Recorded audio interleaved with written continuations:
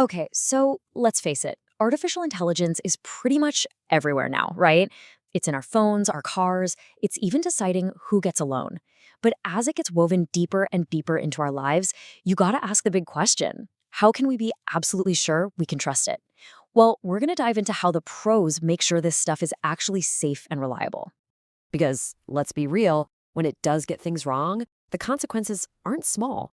We're talking about everything from biased hiring decisions that can ruin a career, all the way to self-driving cars making fatal errors. The stakes are just incredibly high, which is exactly why we need a super rigorous way to test these complex systems. And it turns out there's a professional playbook for this exact problem. Today, we're cracking open the official syllabus from the International Software Testing Qualifications Board, or ISTQB for short. This is the real deal guide that the experts use to make AI reliable, safe, and ultimately trustworthy. So, if you're going to test an AI, you first have to understand what really makes it tick. And here's the absolute key. It isn't just a more complicated computer program. It is a fundamentally different kind of beast altogether. Now, what's really fascinating here is the core difference. Think about it. Conventional software is like a recipe. A programmer writes down every single step, if this, then that. We can just read the code and understand exactly what it's going to do. But an AI system, it learns from data.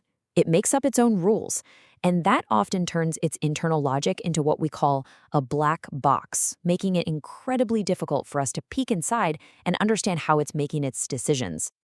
And that's the crucial point, right? We can't just proofread the code to find bugs anymore.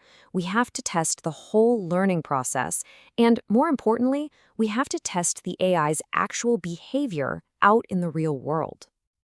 And that behavior can have some really unique and sneaky flaws. These aren't your typical software bugs. They're more like ghosts in the machine, things that point to much deeper issues. So first up is bias. A great way to think about it is this. An AI is a student, and its training data is its textbook. Now, what happens if that textbook is full of skewed information, say from decades of biased hiring data? Well, the AI is going to learn all of those biases as pure fact, and it might even amplify them when it makes its own decisions. For a tester, finding this is like discovering the AI's entire education was flawed from the start. This brings us straight to ethics. For testers, this isn't some philosophical debate. It's practical. It means checking if the AI is actually following the specific ethical rules it was given for things like fairness and safety. Are the guardrails actually working? It's a critical part of the checklist when an AI's decisions can change someone's life. Then you've got transparency, or what experts like to call explainability. Remember that black box problem we just talked about? Well, this is it. It's often super hard to know why an AI denied someone a loan, or why it flagged a medical scan. And without that transparency, it's pretty much impossible to challenge or even correct its decisions. And of course, there's safety. For an autonomous system like a self-driving car or a surgical robot, a little flaw isn't just an inconvenience.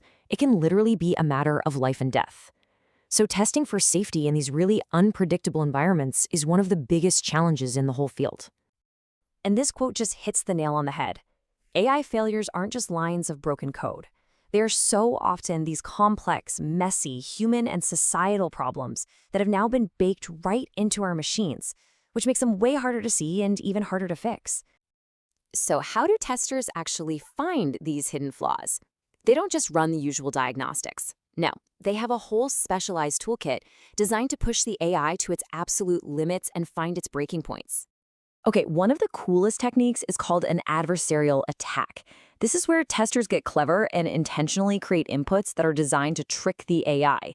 Think of it like making an optical illusion for a machine, a tiny, almost invisible change to an image that can make an AI confidently mistake a stop sign for a speed limit sign. It's wild. Even more sneaky is something called data poisoning. This is basically like sabotaging the AI's education. Testers will deliberately inject bad or malicious data into the training set just to see if they can teach the AI bad habits right from the very beginning. The toolkit also has some really smart comparative methods. You've got your standard A/B testing, where you pit two AI models against each other to see which one's better.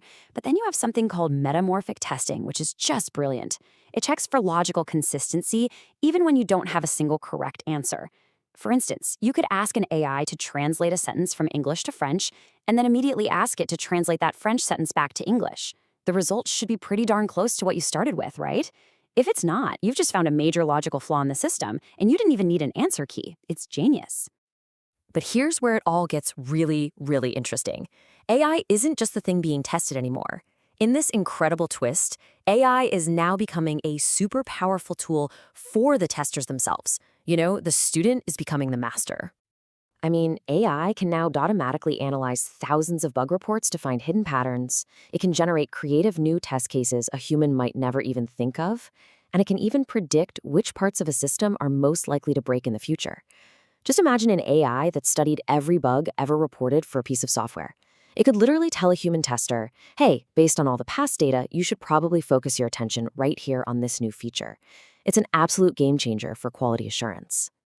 So all of this, the unique challenges, the clever techniques, and even using AI to help us out, it's all leading us to the future of quality.